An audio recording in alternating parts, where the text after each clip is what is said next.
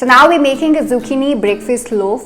Most of us do have this whole idea about how would we even use zucchini in our breakfast breads. Here is a very simple yet yummy recipe. Let's dive in straight to the recipe. First, I'm going to take flax meal. So these are unsalted, unroasted flax seeds which I've ground into seeds, and to this I'm adding 6 tablespoons of water and keeping aside for about 10 to 15 minutes for it to gelatinize. And now we're going to make our own oat flour. I've taken rolled oats, taking half the quantity of the rolled oats and grinding it into a flour.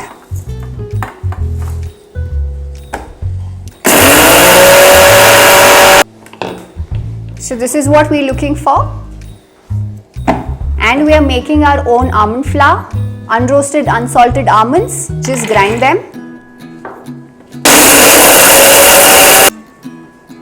Add the almond flour into the bowl. We are adding rest of our dry ingredients into this. The remaining rolled oats, white rice flour, you can replace it to brown rice flour, potato starch. So potato starch gives a good body to our breads.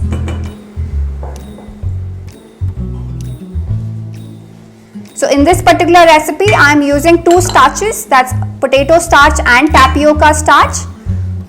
You can replace these starches to arrowroot or use any one kind of starch. Baking powder, baking soda, salt. Just give this a good mix.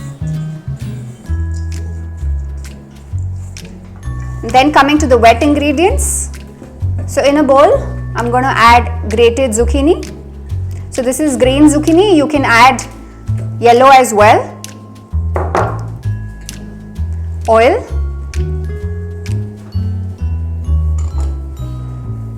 Sweetener.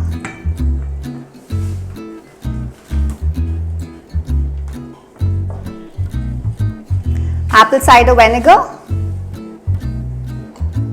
And if you wish, you can add some seasonings of your choice, but I highly recommend it. And now the flax egg. Just give it a nice stir and add it in.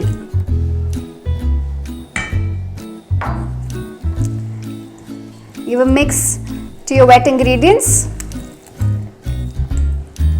And now add the dry ingredients into it.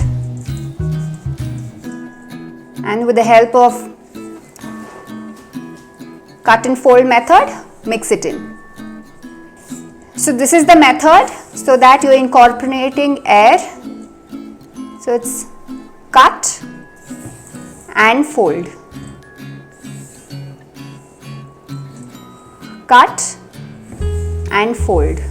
So we're going to do this only till all our ingredients have come together. We do not want to overmix, otherwise the bread is going to become very dense. So only till your dry ingredients are well incorporated, you are going to do the cut and fold method. Just be patient and don't go ahead adding water, because zucchini once comes in contact with salt and other ingredients, it starts leaving out its own water. So this is what we're looking for. We have a nice dough.